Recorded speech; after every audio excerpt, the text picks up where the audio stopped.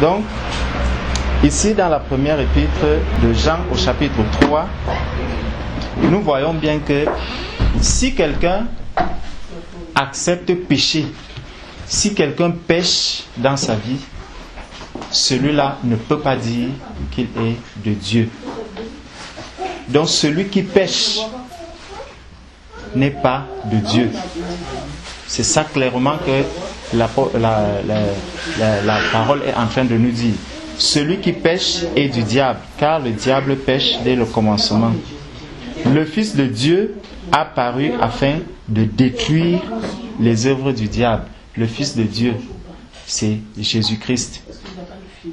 Lui, il est venu pour détruire les œuvres du diable. Prenons le livre de Genèse.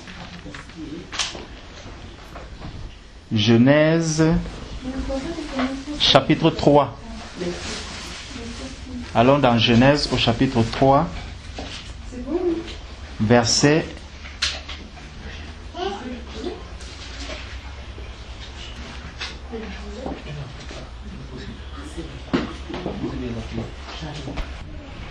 'L'éternel Dieu prit l'homme et le plaça dans le jardin d'Éden pour le cultiver et pour le garder. Verset 16. L'Éternel Dieu donna cet ordre à l'homme: tu pourras manger de tous les arbres du jardin, mais tu ne mangeras pas de l'arbre de la connaissance du bien et du mal. Car le jour où tu en mangeras, tu mourras. Tu vois un peu? Donc, Dieu, après avoir créé l'homme, il le place dans le jardin et il lui donne un ordre. Donc, il lui donne un commandement. Ça veut dire que si tu outrepasses ce commandement, il y a une condamnation. Et la condamnation, le résultat, c'est que tu vas mourir. Prends maintenant chapitre 3 au verset 19. Au verset 19 qui dit: c'est à la sueur de ton visage que tu mangeras du pain jusqu'à ce que tu retournes dans la terre, d'où tu as été pris, car tu es poussière et tu retourneras poussière. Donc, Adam, maintenant, il va retourner à la poussière d'où il a été tiré. Pourquoi? Parce qu'il a désobéi. Donc, le péché, depuis le jardin d'Éden, il y a eu le péché et la résultante, la conséquence, c'est que la mort arrive. Et c'est pour ça donc que dans la première épître de Jean, ici, on vient nous dire que celui qui pêche est du diable. Donc si tu commets un péché, tu es du diable. Car le diable pêche dès le commencement. Le Fils de Dieu a paru afin de détruire les œuvres du diable. Donc, le Fils de Dieu, dont Jésus-Christ, est venu sur la terre pour enlever le péché afin que l'être humain puisse avoir une possibilité de retrouver le salut, de retrouver la vie éternelle. Jusque-là, ça va. Donc, pour retrouver la vie éternelle. Maintenant, au verset 9, revenons donc dans 1 Jean, chapitre 3, au verset 9, qui nous dit: quiconque est né de Dieu ne pratique pas le péché, parce que la semence de Dieu demeure en lui. Quiconque est né de Dieu ne pratique pas le péché, parce que la semence de Dieu demeure en lui, et il ne peut pécher parce qu'il est né de Dieu. C'est par là que se font reconnaître les enfants de Dieu et les enfants du diable. Donc c'est à travers le péché.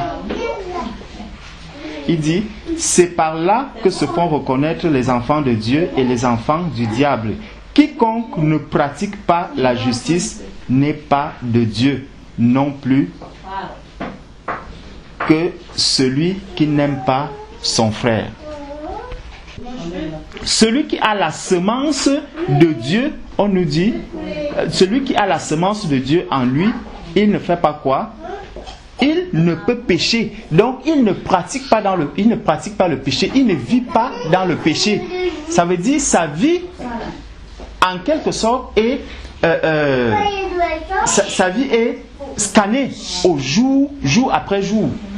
À chaque instant, minute by minute, sa vie est scannée. Quand il voit qu'il s'est mal comporté vis-à-vis de quelqu'un, il y a cette semence de Dieu qui est en lui, qui vient lui révéler, lui rappeler que ce que tu viens de faire, l'acte que tu viens de poser, déplaît à l'esprit qui est en toi. L'acte que tu viens de poser n'est pas conforme à la semence qui est en toi. Alors qu'est-ce qu'il faut faire? Il faut te repentir.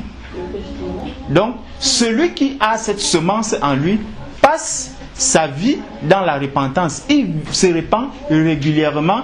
Ce n'est pas qu'il va poser des actes pour le plaisir de les poser. Il peut tomber, mais lorsqu'il tombe, il se relève immédiatement. Il se repent du péché, du mal qu'il a eu à faire, et il continue le chemin. Mais si maintenant, une autre personne n'a pas cette semence en lui, il va continuer sa marche, le péché ne va pas le déranger. Pour lui, il trouvera que la vie qu'il est en train de mener est une vie normale. Donc, même quand les choses ne vont pas dans sa vie, bon, pour lui, il va se dire, bon, c'est un accident qui est arrivé. Je suis tombé amoureux de telle personne, c'est normal, je suis encore une jeune fille, je peux aimer quelqu'un, c'est quelque chose de normal, mais tout ça révèle quelque chose en toi, c'est qu'il y a quelque chose qui te manque. Il y a une semence qui manque en toi. Cette semence, c'est la semence de Dieu. C'est par là que se font reconnaître les enfants de Dieu et les enfants du diable.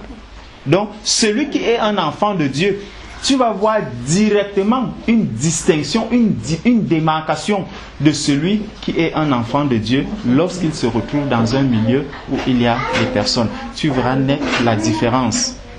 Tu verras la différence entre leur façon de se comporter, leur façon de marcher, leur façon de vivre, leur façon de parler.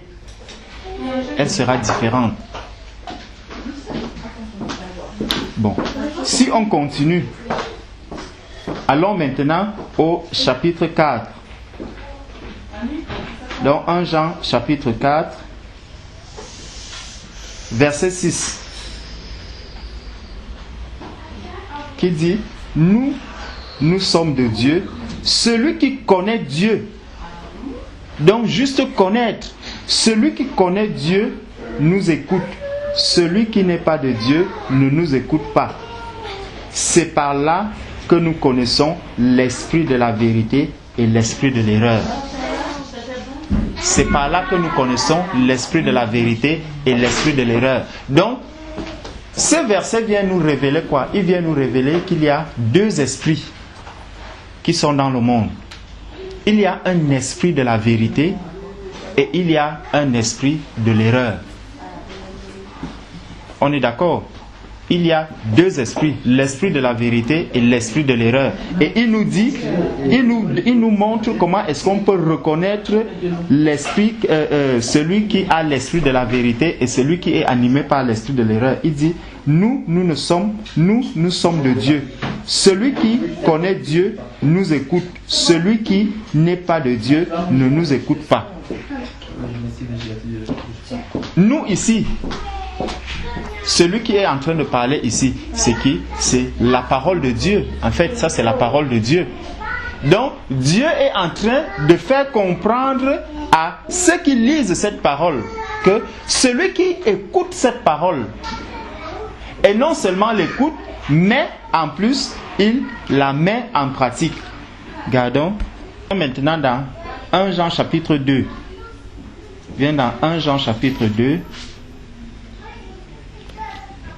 Commençons au verset 1. 1 Jean chapitre 2 au verset 1. Qui nous dit? Non. Prenons même 1 Jean déjà. Chapitre 1 même. Commençons même au verset. Chapitre 1. Commençons au verset 8. Tu vas voir quelque chose. Si nous disons que nous n'avons pas de péché, nous nous séduisons nous-mêmes. Et la vérité n'est point en nous. Si nous confessons nos péchés, il est fidèle et juste pour nous les pardonner. Donc, si j'ai commis un péché, je le confesse, il y a quelqu'un qui est juste et fidèle pour me les pardonner. Et pour nous purifier de toute iniquité.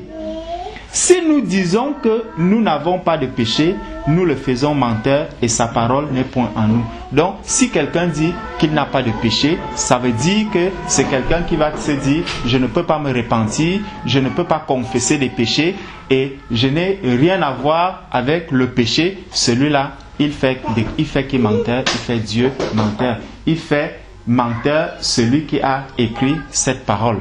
Donc, c'est lui plutôt qui est menteur.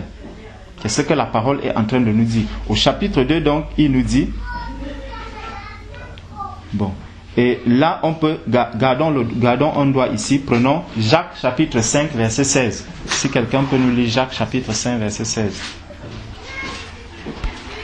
Confessez vos fautes les uns les autres et priez les uns pour les autres afin que vous soyez guéris.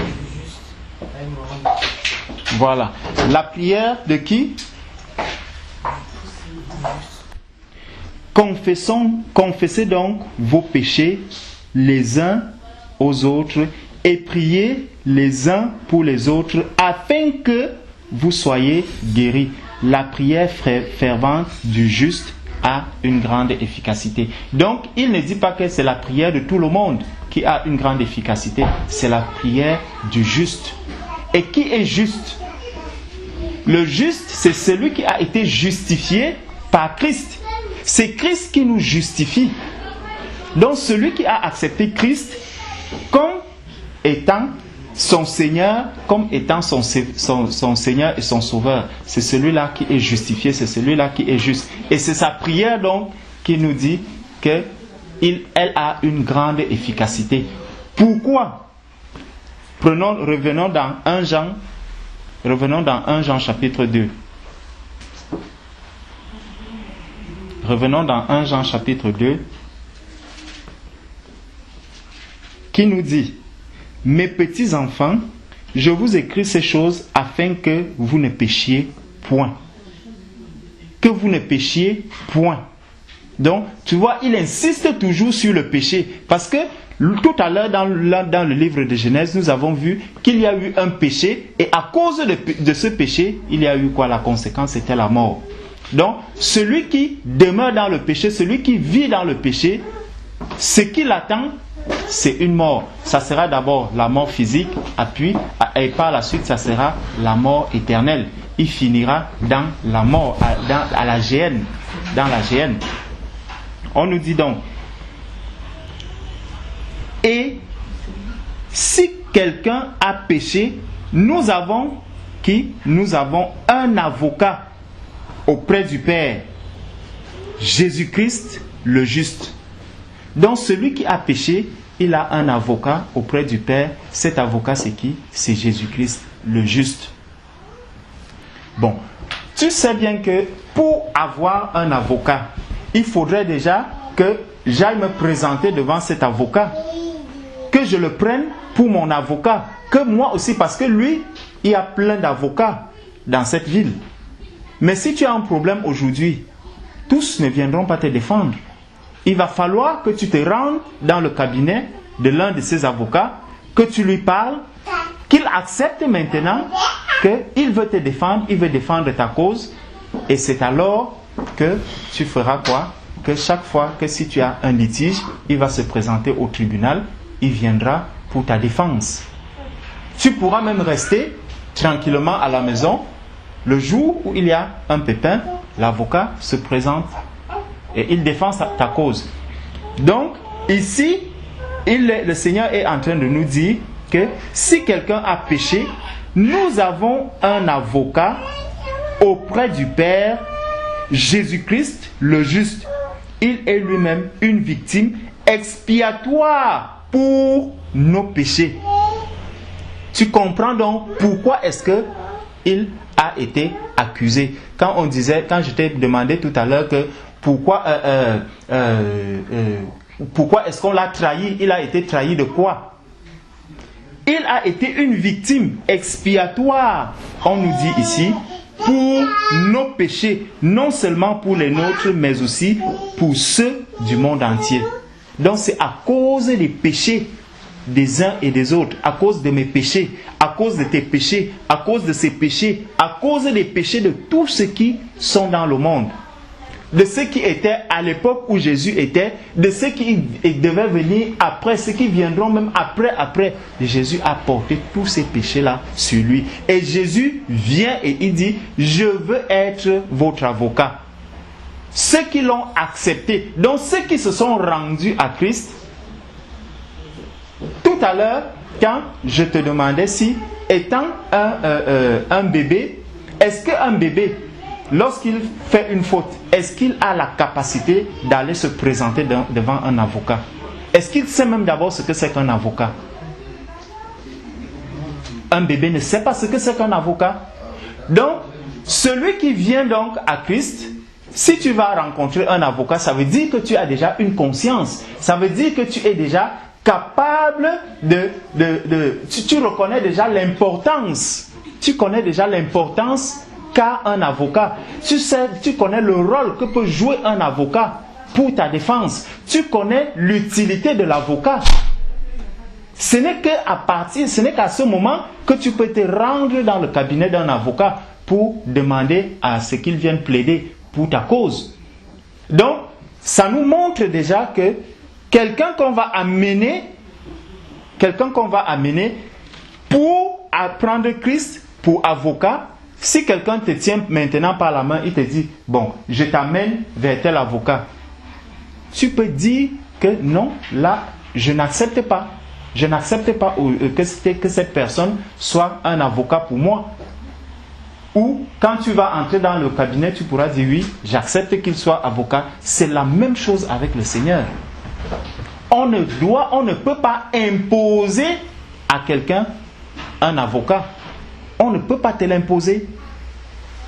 Même lorsque tu n'as même pas d'argent et que tu es détenu, on va te dire, est-ce que vous acceptez tel avocat? On demande toujours votre consentement. Tu peux l'accepter comme tu peux le refuser. Et si tu le refuses, on te cherche un autre avocat, on fait appel à un autre avocat. C'est donc l'une des raisons pour lesquelles un bébé qu'on va amener chez le Seigneur, pour que le Seigneur soit son avocat, qu'est-ce qu'il dit? Que ce bébé a donné son consentement. Non, il n'a donné aucun consentement. Toi-même, tu as dit tout à l'heure que ça ne venait pas de moi, ce n'était pas volontaire. Je ne voulais même pas. On m'a amené parce qu'on disait qu'avant que tu ne voyages, il faut qu'on te baptise, qu'on te confirme. Donc, tout ça déjà, ça montre que ton consentement n'y était pas. Il faut donc, avant de t'engager dans quoi que ce soit, qu'il y ait ton consentement. C'est quelque chose de totalement logique, c'est quelque chose de normal. Pour que, lorsque quelqu'un s'avance, qui veut recevoir Jésus comme avocat, qu'il ait déjà la maturité, qu'il soit lui-même à mesure de dire oui, je l'accepte comme mon avocat ou non, je le refuse comme mon avocat. Tu es totalement libre. Mais lui, il est là, il attend simplement que tu viennes à lui pour que tu dises Seigneur, j'ai besoin de toi comme avocat. Bon, on nous dit donc, il est lui-même une victime expiatoire pour nos péchés, non seulement pour les nôtres, mais aussi pour ceux du monde entier. Verset 3. Si nous gardons ces commandements par là, nous savons que nous l'avons connu. Si nous gardons ces commandements par là, nous savons que nous l'avons connu. Autrement dit, si je ne garde pas les commandements, ça veut dire que je ne l'ai pas connu. N'est-ce pas? Donc, si je ne garde même pas les commandements qu'il y a ici à l'intérieur, ça veut dire que je n'ai jamais connu celui qui a donné ces commandements. Ça veut dire que lui et moi, nous n'avons rien en commun. C'est ce que ce verset est en train de nous dire. Si nous gardons ses commandements, par là nous savons que nous l'avons connu. Celui qui dit « je l'ai connu » et qui ne garde pas ses commandements est un menteur et la vérité n'est point en lui. Par là nous voyons deux choses. C'est que non seulement il y a beaucoup de personnes qui peuvent se dire qu'elles connaissent Dieu, qu'elles connaissent Jésus, mais en réalité ne sont que des menteurs. C'est d'abord ça qu'il est en train de nous dire. Pourquoi? Parce que quand tu vas demander à celui-là, est-ce que tu lis la parole? Il te dit non. Est-ce que tu connais Dieu? Oui, je connais Dieu. Première chose, tu es un menteur. Pourquoi? Parce que tu ne connais pas sa parole, donc tu ne peux pas le connaître. C'est d'abord ça qu'il est en train de nous dire ici. Que, je reprends, si nous gardons ses commandements, par là, nous savons que nous l'avons connu. Celui qui dit « je l'ai connu » et qui ne garde pas ses commandements est un menteur et la vérité n'est point en lui. Mais celui qui garde sa parole, l'amour de Dieu est véritablement parfait en lui. Par là, nous savons que nous sommes en lui. Celui qui dit qu'il demeure en lui doit marcher aussi comme il a marché lui-même. Donc, si quelqu'un ne connaît pas les commandements du Seigneur, si quelqu'un n'écoute pas la parole de Dieu, si quelqu'un ne lit pas la parole de Dieu, si quelqu'un ne médite pas la parole de Dieu, il ne peut pas dire qu'il connaît Dieu. Ça, c'est une première chose. Et celui qui ne connaît pas Dieu, qui ne lit pas cette parole, mais qui accepte, qui dit que je connais Dieu, la parole de Dieu nous dit ici clairement que c'est un menteur. Et les menteurs font quoi? Les menteurs n'hériteront pas le royaume des cieux. Les menteurs n'hériteront pas le royaume des cieux. Donc il fait quoi? Il est dans la séduction. Il se séduit lui-même. Il veut se donner une bonne conscience. Il veut se plaire dans une situation qui n'est pas la sienne. C'est comme si quelqu'un se lève un matin, il met l'alliance au doigt. Et chaque fois qu'il voit des personnes passer, il commence à mettre son doigt, sa main comme ça, il balade sa main, pour qu'on voit que celui-ci est marié, alors qu'en réalité, tu ne l'es pas. C'est exactement la même chose. Tu ne connais pas Dieu, mais tu veux faire comprendre, tu veux montrer aux gens que tu connais Dieu. La parole de Dieu nous dit que c'est pour savoir que quelqu'un connaît Dieu, il faut qu'il garde les commandements de Dieu. Si tu ne lis pas la parole de Dieu, tu ne peux pas garder ses commandements. Et on continue donc. Et il dit, et la vérité n'est point en lui. Donc celui-là n'est pas dans la vérité. La vérité n'est point en lui. Donc la vérité ne doit pas être à l'extérieur. La vérité doit être en toi-même. C'est en toi que doit se trouver la vérité. Est-ce que donc la vie que je mène est une vie vraie? Est-ce que je suis sincère dans ma manière de marcher? Est-ce que je suis vrai chaque jour lorsque j'avance? Quand je suis avec mes camarades, quand je suis avec mes collègues, quand je suis dans la rue, est-ce que je suis vrai? Est-ce que je reflète vraiment ce que je suis? Si je ne reflète pas ce que je suis, celui qui n'est pas ce qu'il est n'est autre chose qu'un menteur. Donc il vit dans le mensonge, il vit dans la séduction. Et le séducteur, nous l'avons vu, c'est qui? C'est le diable. C'est Satan. Donc c'est Satan, celui-là est animé d'un esprit d'erreur. Celui-là est animé d'un esprit qui n'est pas l'esprit de vérité. Il n'est pas dans la vérité. Il ne vit pas avec la vérité. Jésus a dit, je suis le chemin, je suis la vérité, je suis la vie. Donc, je suis le chemin. Si quelqu'un n'est donc pas sur ce chemin, il est à côté du chemin. Je suis la vérité. Si tu n'es donc pas dans la vérité, tu es dans le mensonge. Je suis la vie. Si tu n'es donc pas dans la vie, tu es dans la mort. Donc, celui qui n'est pas encore rentré dans ce chemin, celui qui n'a pas encore croisé le chemin de Christ, celui-là est à côté. Et par la suite, il va dire, par là, nous savons que nous sommes en lui. Celui qui dit qu'il demeure en lui doit marcher aussi comme il a marché lui-même. comme il a marché lui-même. Donc, il y a la marche de Christ. Comment est-ce que Christ a donc marché? Quel était le baptême de Christ? Le baptême de Christ était comment? Prenons Matthieu chapitre 3. Donc, nous allons lire tout le chapitre 3. Il n'est pas long. En ce temps-là, parut Jean-Baptiste, prêchant dans le désert de Judée, il disait, « Repentez-vous, car le royaume des cieux est proche. » Jean-Baptiste dit quoi? Il dit, « Repentez-vous, car le royaume des cieux est proche. » Donc, tu vois un peu comment il commence. Ça, ce n'est pas encore Jésus, c'est Jean-Baptiste. Il dit, « Repentez-vous, car le royaume des cieux est proche. » Jean est celui qui avait été annoncé par Ésaïe le prophète lorsqu'il dit « C'est ici la voix de celui qui crie dans le désert. Préparez le chemin du Seigneur, aplanissez ses sentiers. » Jean avait un vêtement de poil de chameau et une ceinture de cuir autour des reins. Il se nourrissait de sauterelles et de miel sauvage. Bon, je te fais grâce. Commençons au verset 7. Mais voyant venir à son baptême beaucoup de pharisiens et de sadduciens,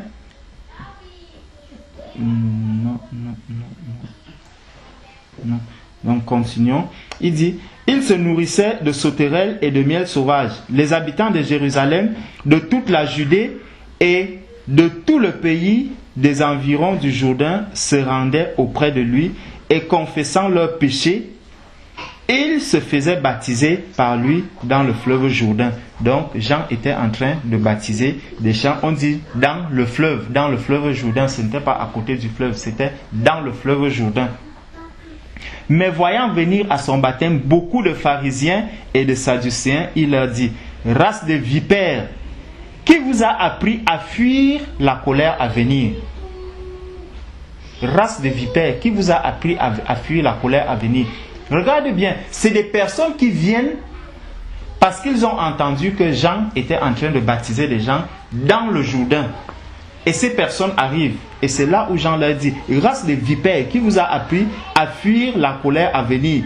Produisez donc les fruits dignes de la repentance et ne prétendez pas dire en vous-même, nous avons Abraham pour père. C'est des personnes qui viennent chercher le baptême. Mais Jean regarde où il voit l'état de leur cœur. Et en regardant l'état de leur cœur, il leur dit quoi? Il leur dit, race de vipères.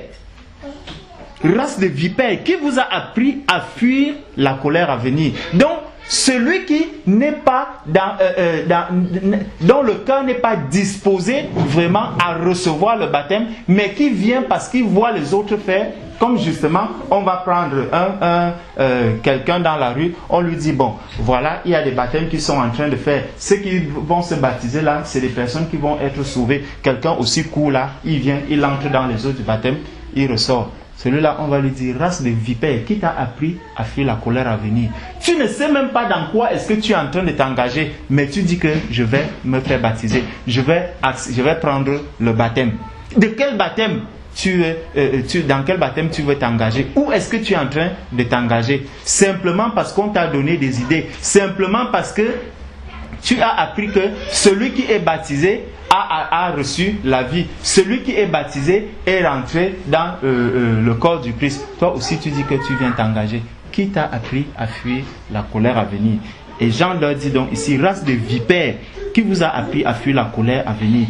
Produisez donc du fruit digne de la repentance. Plus haut, Jean leur a dit quoi? Repentez-vous. Donc c'est la première chose. Donc si quelqu'un vient entrer dans les eaux du baptême, si quelqu'un vient se faire baptiser, déjà, tu vois bien ici, on nous dit dans le Jourdain. Donc ce n'était pas qu'on a pris des gouttelettes, on a mis sur la tête. Non, c'était dans le Jourdain. Et dans 1 Jean où nous étions en train de lire tout à l'heure, peut-être il faut que je relise encore cette partie pour savoir pourquoi on s'est retrouvé là. Il nous était dit, celui qui dit qu'il demeure en lui doit marcher aussi comme il a marché lui-même. Donc comme Christ a marché, c'est pour cela que nous sommes tombés ici, dans le livre de Matthieu. Donc pour voir comment est-ce que Jésus a marché. Regarde donc, celui qui va conduire Jésus dans les eaux du baptême, le langage qu'il tient. Il dit, race de vipères, qui vous a appris à fuir la colère à venir? Et pour commencer, il va dire, repentez-vous. Donc, Jésus va vers quelqu'un qui, avant de passer quelqu'un dans les eaux du baptême, sait déjà que pour passer dans les eaux du baptême, il faut d'abord se repentir. Il faut d'abord se repentir. Donc Jésus a vu que celui-ci, c'est quelqu'un qui connaît la vérité, c'est quelqu'un qui est dans la vérité. Déjà, on nous a dit qu'il était annoncé depuis qu'il devait préparer le chemin.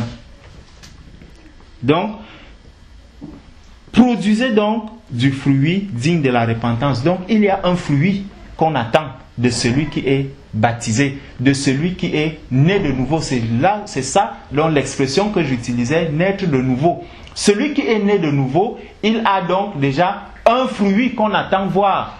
Donc, si quelque chose arrive à pousser, il faut qu'on voit des fruits, il faut qu'on voit la différence, qu'on voit une nouvelle manière de vivre. C'est ça qu'on va appeler les fruits dignes de la repentance. On peut voir, ça c'est les fruits de l'esprit dans le livre de Galates, mais pour le moment on n'en est pas là. Il dit, produisez donc du fruit digne de la repentance et ne prétendez pas dire en vous-même, nous avons Abraham pour père. Donc tu vois, ils ne savent même pas qui est exactement leur père. Comme toi aussi, tu ne savais même pas exactement vers qui est-ce que tu allais. On t'a conduit dans un milieu, on t'a conduit dans un endroit où la grand-mère qui allait là-bas, la grand-mère qui est ancienne d'église dans ce milieu, mais est-ce que même déjà tout cela est vrai? Si tu ne lis pas la parole de Dieu, tu ne peux pas avoir de l'éclairage sur toutes ces choses. Parce que, juste pour faire une parenthèse, une femme ne peut pas être ancienne d'église. Une femme ne peut pas être ancienne d'église. Ça, c'est la parole de vérité. Aucune femme ici n'a été appelée ancienne.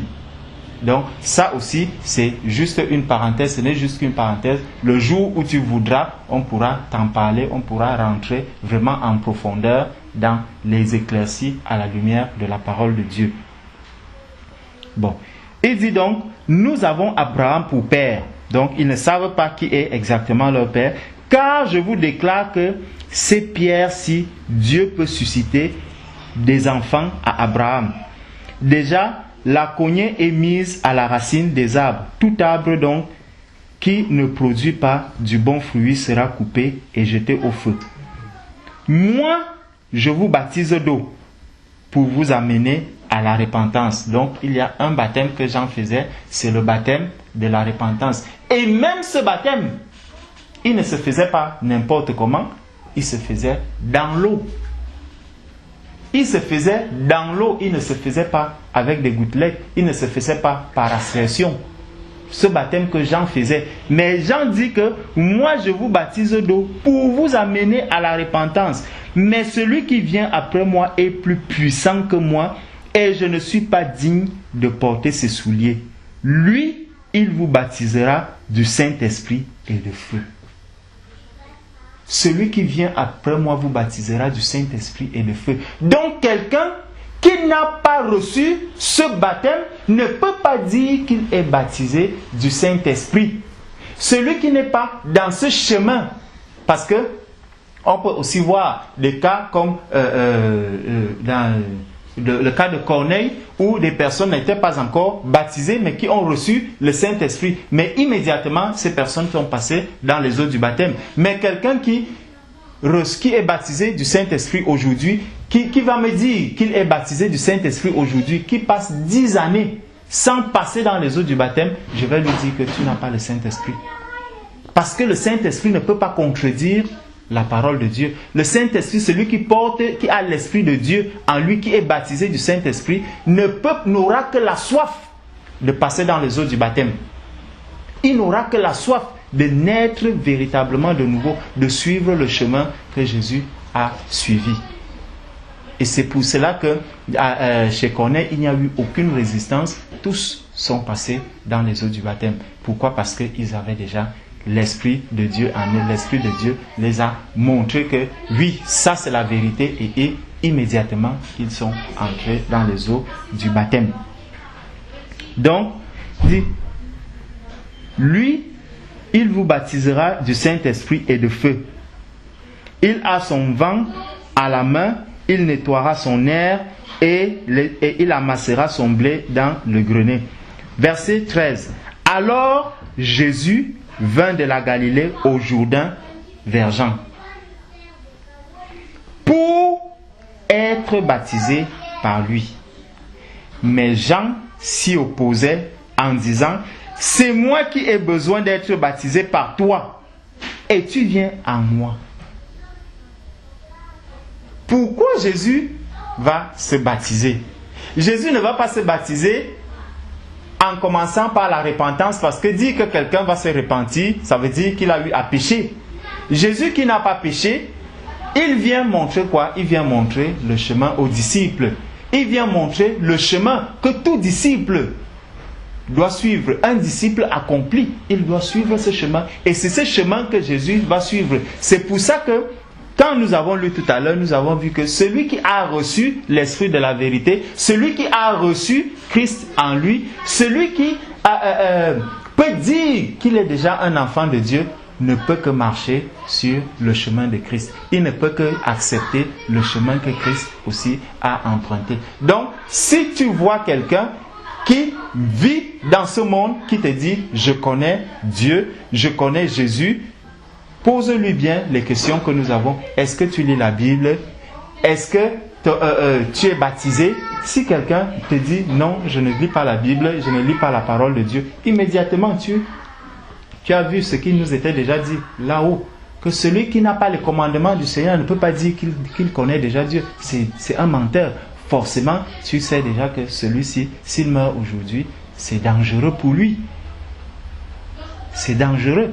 Donc, Jésus vient donc vers Jean et il dit à Jean que Jean s'oppose en disant: c'est moi qui ai besoin d'être baptisé par toi et tu viens à moi. Jésus lui répondit: laisse faire maintenant, car il est convenable que nous accomplissions ainsi tout ce qui est juste. Donc, c'est juste. Jésus dit: nous devons accomplir tout ce qui est juste. Donc c'est juste que je passe dans ces eaux du baptême. Pourquoi c'est juste? Parce que je suis venu montrer le chemin, et c'est parce que c'est le chemin que toute personne qui veut être justifiée par moi doit emprunter. Si quelqu'un n'emprunte pas ce chemin, il n'est pas justifié par moi. C'est ce que Christ est en train de lui dire ici. Il faut que nous accomplissions ainsi tout ce qui est juste. Toute la justice de Dieu doit être accomplie. Donc, si quelqu'un te dit que tu peux recevoir le baptême par aspersion, tu peux recevoir le baptême par des gouttelettes, dis à cette personne que non, la parole de Dieu me dit que la justice de Dieu demande que le baptême se fasse comme celui que Jésus a fait. C'est le baptême par immersion. C'est ça le chemin que Christ est venu montrer. C'est ça la justice. Et tu as compris bien plus longtemps avant, on a dit qu'il y a deux esprits. Il y a l'esprit de vérité et il y a l'esprit de l'erreur. Donc l'esprit de l'erreur va t'amener à refuser cette justice. L'esprit de l'erreur va t'amener à contester la justice. La justice de Dieu, il n'y a que l'esprit de vérité qui peut t'amener à accepter cette justice. Celui qui n'a pas l'esprit de vérité va commencer à te donner des arguments, à te dire que non, ce n'est qu'un symbole. Non, ce n'est pas qu'un symbole. Jésus, on nous dit bien, il est parti d'où? Il est parti de la Galilée, c'est ce qu'on nous dit. On nous dit, alors Jésus vint de la Galilée au Jourdain. En Galilée, il pouvait bien trouver quelqu'un qui allait prendre de l'eau, lui asperger ça sur la tête et partir. Non, il va là où il y a quelqu'un qui est fait pour passer les autres dans les eaux du baptême. Donc ce n'est même pas n'importe qui doit te passer dans les eaux du baptême. Ce n'est pas n'importe qui doit te passer dans les eaux du baptême.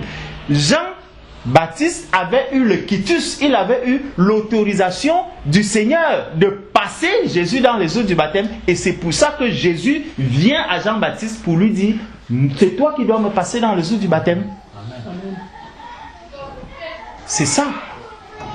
Aujourd'hui, ce n'est pas tout le monde qui doit te prendre et te dire, je vais te baptiser. Non.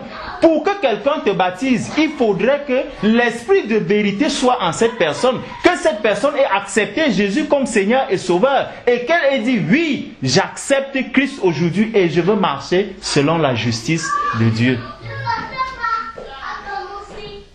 Un frère qui a accepté la parole de Dieu, il va te prendre, il va te passer dans les eaux du baptême parce qu'il a reçu le quitus du Seigneur. Si une sœur arrive, elle te dit, je suis pasteur, je vais te passer dans les eaux du baptême, refuse. La femme n'a pas cette autorité. Elle n'a pas cette autorité de te passer dans les eaux du baptême. Et si quelqu'un vient te prêcher un tel message, dis-lui que il y a l'esprit. Quel est l'esprit qui est en train de t'animer lorsque tu me tiens cette parole? Pourquoi Jésus n'est-il pas allé chercher même Marie? Pourquoi Jésus n'est-il pas allé prendre même Joseph? Pourtant, on nous dit que lorsque, à plusieurs moments, on nous rappelle qu'il vivait avec Joseph, son père qui était charpentier. Mais il n'a pas demandé à Joseph de le passer dans les eaux du baptême. Il est allé vers Jean-Baptiste. Il pouvait aussi dire à Marie, parce qu'on nous dit que le Saint-Esprit, l'ange est venu dire à Marie que tu porteras cet enfant. C'était une grâce. C'est une grâce que Marie a eue. Une grâce particulière. Donc, Marie, s'il y avait quelqu'un qui pouvait même passer aussi Jésus dans les eaux du baptême, ça pouvait être Marie. Mais Jésus n'a pas accepté que Marie le fasse. Il est allé chercher Jean-Baptiste, qui avait le quitus, qui avait l'autorisation du Seigneur. Donc, n'acceptez pas que tout le monde, que n'importe qui te passe dans les eaux du baptême. C'est l'esprit de l'erreur qui est en train d'animer cette personne. Et puis, on continue. Il dit, quand Jésus lui a dit, car il est convenable que nous accomplissions ainsi tout ce qui est juste. Et Jean ne lui résista plus. Parce que lorsque Jean a compris qu'il faut accomplir ce qui est juste, Jean a dit, voilà, je ne peux pas refuser ce qui est juste. Je ne peux pas refuser d'accomplir la justice de Dieu. Dès que Jésus eut été baptisé, il sortit de l'eau, et voici, les cieux s'ouvrirent. Et voici les cieux s'ouvrirent. Quand on nous mentionne cette précision ici, en réalité, ça nous montre, Jésus a d'abord dit quoi? Il a d'abord dit, il faut que nous accomplissions tout ce qui est juste.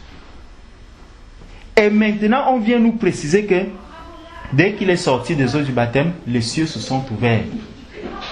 Il est venu montrer le chemin. Donc, si quelqu'un, à travers cette parole, seulement sur cette parole, tu es capable de dire à quelqu'un que si tu n'es pas encore né de nouveau, si tu n'es pas sorti de ces eaux du baptême, tel que Jésus même en est sorti, je crains que les cieux te soient fermés. Je crains que les cieux te soient fermés. Parce que Jésus ici, lorsqu'il sort, on nous dit, et voici les cieux s'ouvrirent et il vit l'Esprit de Dieu descendre comme une colombe et venir sur lui. Et voici une voix fit entendre des cieux ces paroles. Celui-ci est mon Fils bien-aimé en qui j'ai mis toute mon affection. Tu vois un peu? Donc, et là, c'est vraiment le chemin que le disciple, le vrai disciple, doit suivre. C'est le chemin que le disciple du Seigneur doit emprunter. Celui qui n'emprunte pas ce chemin, il est animé d'un autre esprit, de l'esprit de l'erreur. Il est animé de l'esprit de séduction, l'esprit que Satan avait depuis le jardin d'Éden. depuis que nous avons lu dans le livre de Genèse, on a vu ce que Satan a pu accomplir auprès d'Adam et de Ève. Bon, donc revenons maintenant dans 1 Jean chapitre 4. Je vais laisser peut-être un autre frère pour continuer. C'est là-dedans qu'il nous était dit, nous sommes de Dieu, au verset 6, 1 Jean 4, verset 6, nous étions au verset 6, qui dit, nous sommes de Dieu, celui qui connaît Dieu nous écoute, celui qui n'est pas de Dieu ne nous écoute pas. C'est par là que nous connaissons l'esprit de vérité et l'esprit de l'erreur. Bien-aimés, aimons-nous les uns les autres, car l'amour est de Dieu, et quiconque aime est né de Dieu et connaît Dieu. Celui qui n'aime pas, voilà. Donc, et quiconque aime est né de Dieu et connaît Dieu. Donc, si tu connais Dieu, forcément, l'amour des âmes va s'installer en toi. L'amour des âmes qui sont perdues. L'amour des personnes qui sont autour de toi. Cet amour va commencer à jaillir en toi. Quand tu verras des personnes autour de toi vivre d'une certaine manière, ça va commencer à te faire mal. Quand tu verras peut-être tes frères qui sont en train de s'entretuer, de bagarrer pour des choses qui sont vaines, ça va te faire mal. Mais aujourd'hui, si tu vois quelqu'un qui est dans l'indifférence par rapport à ce genre de choses, il faut comprendre qu'en lui, il y a un autre esprit. Ce n'est pas l'esprit de la vérité. Ce n'est pas l'esprit de Dieu qui anime celui-là. Il nous dit bien que celui qui n'aime pas n'est pas connu de Dieu. Et celui qui n'a pas l'amour des autres même ne connaît pas Dieu. Donc l'amour de Dieu a été manifesté envers nous en ce que Dieu a envoyé son Fils unique dans le monde afin que nous vivions par lui. Donc c'est par Jésus-Christ que nous pouvons vivre. Quelqu'un ne peut pas te dire que il y a un autre chemin. Quelqu'un ne doit pas te dire qu'il peut obtenir la vie par un autre chemin. Il n'y a que par le chemin de Jésus-Christ. Et pour venir donc à Jésus-Christ, Jésus a montré le chemin. Pour que tu deviennes un enfant de Dieu véritable, il faut faire quoi? Il faut naître de nouveau. Jésus s'était adressé à Nicodème. Nicodème était venu le voir. C'est là où je vais m'arrêter en lui disant, Seigneur, comment est-ce que je peux faire pour entrer dans le royaume de Dieu? Lui, il voulait entrer. Mais Jésus lui a dit que juste pour voir, même pas entrer. Donc, avant même d'entrer, il faut d'abord être sûr que tu peux le voir. Celui qui, pour voir le royaume des cieux, Jésus va lui dire, il faut que tu naisses d'eau et d'esprit. Si tu ne nais pas d'eau et d'esprit, tu ne peux voir le royaume des cieux. Et la parole de Dieu encore va nous dire que ceux qui sont nés de Dieu sont assis dans les lieux célestes. Amen. Ils sont assis dans les lieux célestes. Donc, nous pouvons être là ensemble, ma sœur, mais nous, sache que nous qui avons accepté Christ comme Seigneur et Sauveur, nous sommes assis dans les lieux célestes. Nous sommes sur des mêmes bancs, mais notre esprit n'est pas de ce monde. Nous sommes assis ailleurs. Nous nous regardons par des yeux pour manifester les œuvres que Christ nous demande de manifester sur la terre. Mais notre esprit n'est plus de ce monde. Que Dieu te bénisse et qu'il t'éclaire. Amen. Amen. J'avais rempli la baignoire, je venais dans l'intention de t'arrêter pour conduire le frère dans les eaux du baptême. Parce qu'il y a le frère Eugène qui devait partir et que je voyais que le frère souhaitait déjà passer dans les eaux du baptême. Donc, une fois que la baignoire était pleine, c'est ce que je venais faire. Mais le Seigneur m'a arrêté net. Ce n'est pas la chair qui conduit les choses, c'est l'Esprit de Dieu qui conduit les choses.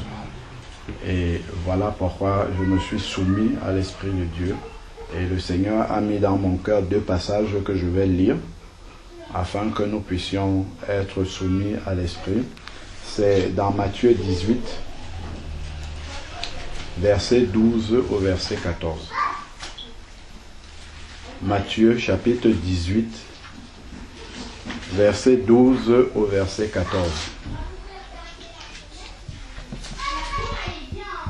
Matthieu chapitre 18, verset 12 au verset 14. Il est dit, qu'en pensez-vous, si un homme a 100 brebis et que l'une d'elles s'égare, ne laisse-t-il pas les 99 autres sur les montagnes pour aller chercher celle qui s'est égarée? C'est une question. Et s'il parvient à la retrouver, en vérité, je vous le dis, il s'en réjouit plus que pour les 99 qui ne se sont pas égarés. De même, ce n'est pas la volonté du Père qui est dans les cieux qu'il se perde un seul petit. Ce n'est pas la volonté du Père. Si nous sommes déjà sauvés, c'est d'un plus grand prix pour le Seigneur de s'arrêter d'abord pour une brebis, parce que le prix d'une âme pour le Seigneur est tellement cher que même s'il fallait revenir 17 fois pour le baptême et qu'on devait même le remettre pour une seule âme, c'est ça qu'on devrait faire. C'est la volonté du Père, c'est ce qu'il dit ici. Amen. De même, ce n'est pas la volonté du Père qui est dans les cieux que un seul se perd. Parce que je peux venir dans la chair, parce que je suis contraint par... Voilà, il y a des contraintes logistiques, de temps, arrêter quelque chose que l'Esprit de Dieu est en train de conduire. Et quand on va reprendre tout à l'heure, ça ne sera plus dans le fil de l'Esprit. Ça sera déjà autre chose, ça va passer à autre chose. Le cœur ne sera peut-être plus disposé. La personne même qui enseigne ne sera peut-être plus dans le fil. Voilà pourquoi on doit se soumettre à l'Esprit de Dieu. Et il y a Acte 8 aussi,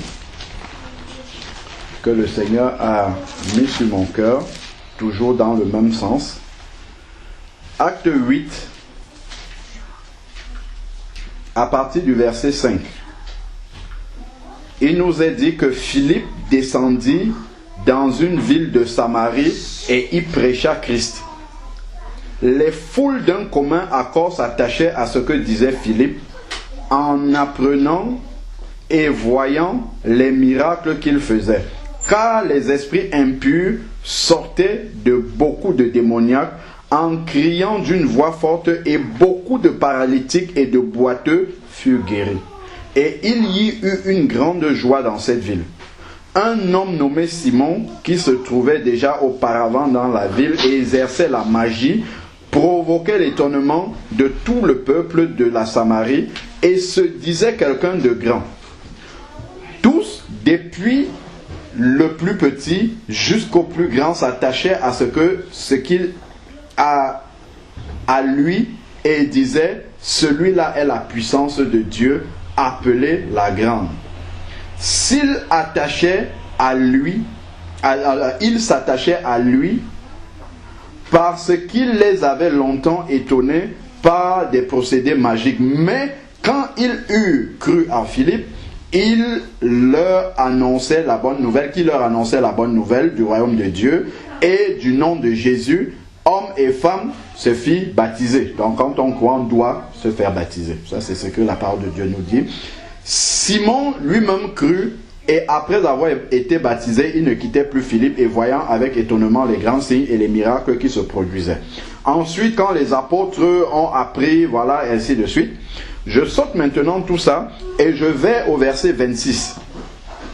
Donc, Philippe est arrivé en Samarie, il a prêché la parole, beaucoup de personnes se sont converties, et voilà des âmes qui ont soif de la parole de Dieu, et normalement Philippe est l'instrument que Dieu a utilisé pour les amener à Christ, et il est censé encadrer ces brebis-là et leur apporter la nourriture du Seigneur. Mais qu'est-ce que Dieu va faire? Verset 26. Un ange du Seigneur adressa la parole à Philippe. Lève-toi et va du côté du midi sur le chemin qui descend de Jérusalem à Gaza, celui qui est désert. Donc laisse la foule pour aller dans un désert. Celui qui est désert, il se leva et partit, et voici un eunuque éthiopien, ainsi de suite, et on connaît l'histoire. C'est-à-dire qu'il y avait beaucoup de personnes qui avaient besoin de Philippe, mais quelque part dans un chemin désert, il y avait une âme qui avait soif du Seigneur. Le Seigneur a préféré sacrifier tous ceux qui avaient déjà reçu Christ et qui étaient entrés dans les eaux du baptême pour amener Philippe pour aller chercher une âme dans le désert. Et dès qu'il a accompli cela, si on lit la suite, dès que l'eunuque éthiopien a compris la parole, il a accepté Christ, il est passé dans les eaux du baptême, Philippe a disparu. Le Seigneur l'a repris de là. Cela nous montre encore combien précieux est une âme pour le Seigneur. Donc on doit vraiment... Et le Seigneur travaille la patience encore en nous. Amen. Dans ce genre de circonstances. Parce que nous on veut aller droit au but tel qu'on pense les choses. Mais ça nous montre aussi comment Christ a été patient envers nous. Amen. Lorsque nous étions encore perdus. Il a été vraiment patient. Il aurait pu se dire, mais comment celui-ci... J'essaye de lui montrer par tous les moyens que je suis mort à la croix pour lui, mais il ne comprend pas. Mais Christ a été patient. Et c'est cette même patience qu'il nous demande d'avoir envers les âmes perdues. Envers les âmes qui ne le connaissent pas encore. Envers les âmes qui ne sont pas encore venues à la lumière et entrer dans le royaume des cieux. Donc c'est aussi un test que le Seigneur nous fait passer aujourd'hui. Est-ce que nous prenons la même... Est-ce qu'une âme a la même valeur à nos yeux qu'elle a aux yeux de Christ? Ça c'est très important. Que le Seigneur nous accorde la grâce d'estimer le prix et la valeur d'une âme vraiment à la même valeur que Christ. Comme il dit dans Pierre, ce n'est pas par les denrées périssables que nous avons été sauvés, mais c'est par le sang précieux de Christ. Amen. Non, c'est... Oui, frère. Je voulais juste oui. Juste en fait pour témoigner en fait. Gloire à Dieu. En fait, ma cousine en fait, ça fait pas longtemps que j'ai pris le contact avec elle. Et je l'ai rencontrée en fait compte tenu du décès de ma grand-mère récemment. Et en fait, donc lorsqu'elle m'a vu, en fait, je ne sais même pas trop pourquoi, en fait, elle s'est confiée en moi. Et tous les problèmes qu'elle avait. Et puis moi, je lui ai fait comprendre que c'est Jésus la solution. Amen. Et depuis, en fait, on parle au téléphone et on désirait se voir. Mais aujourd'hui, moi hier par exemple, aujourd'hui j'avais pris quoi? Aujourd'hui j'ai demandé 20 euros à Eugène parce que je voulais aller manger avec elle normalement. Mais moi je ne savais même pas qu'on devait venir ici le matin. Donc moi quand je sortais de chez Manuel, en fait je ne savais pas qu'on devait venir ici. Vous voyez ce que je veux dire? Et puis moi je suis sorti pour en fait aller en fait justement pour l'attendre et pour aller prendre mon PC déjà à la maison parce que je voulais qu'après l'avoir vu, parce qu'à 18 ans on devait se séparer, elle va aller en fait pour se coiffer, moi je devais aller continuer à réviser et tout, mais en fait finalement tu nous envoies un message sur le chemin et là on change notre itinéraire pour venir ici et elle aussi finalement en fait comme par hasard elle aussi avait des grèves et puis après du coup elle nous suit jusqu'à ce qu'elle vienne ici en bas. Donc c'est pour vous dire en fait que en vérité, moi dans mon cœur et dans mon esprit, le message qui est descendu dans le frère, en fait, et la teneur du message et même la vie qui était déployée, tout ça c'est le Seigneur. Amen. C'est vraiment la conduite de l'esprit. De toute façon, je sais vraiment que c'est vraiment la conduite de l'esprit. Gloire à Dieu. Et c'est vraiment encore pour en fait soutenir en fait bien-aimé ce que tu disais, que vraiment on doit vraiment être attentif en fait à l'esprit. Parce que véritablement, si même ma cousine, elle est consciente de ce qui s'est passé, en fait, du message qui était donné, par rapport à ce qu'elle aimait vivre, en fait, elle saura que vraiment ça c'est un témoignage encore du Dieu véritable. Amen. À cause de l'amour qu'il a pour elle. Amen. Véritablement. Amen. Et moi je bénis vraiment le Seigneur Jésus-Christ pour ce qu'il fait. Amen. Amen. Donc voilà un peu le témoignage que je voulais donner. Gloire au Seigneur. Amen.